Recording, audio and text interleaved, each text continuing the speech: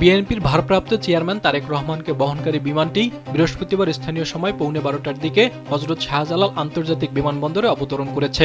এর মধ্য দিয়ে বিএনপির নেতাকর্মীদের দীর্ঘদিন ধরে অপেক্ষার অবসান ঘটল। এদিকে তারেক রহমানের প্রত্যাবর্তনকে ঘিরে ব্যাপক নিরাপত্তা বলয় গড়ে তোলা হয়েছে। 9টি সেক্টরে ভাগ করে তারেক রহমানের নিরাপত্তায় 4649 জন আইনশৃঙ্খলা বাহিনী মোতায়েন করা হয়েছে। দীর্ঘ 17 বছর পর তার স্বদেশ প্রত্যাবর্তনকে ঘিরে বিশাল সংবর্ধনার আয়োজন করেছে বিএনপি।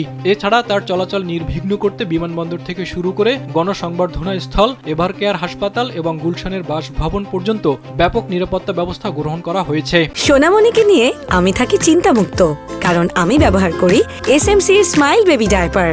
আর এ কাজে পুলিশের পাশাপাশি যুক্ত রয়েছে সেনাবাহিনী, র্যাব, বিজিবি এবং বিএনপির নিজস্ব নিরাপত্তা বাহিনী, চেয়ারপারসন সিকিউরিটি ফোর্স CSF। এদিকে তারেক রহমানের দেশে ফেরাকে কেন্দ্র করে জনশৃঙ্খলা রক্ষায় হযরত শাহজালাল আন্তর্জাতিক বিমানবন্দর থেকে গুলশান 2 পর্যন্ত ড্রোন ওড়ানো নিষিদ্ধ করেছে ঢাকা মহানগর পুলিশ DMP।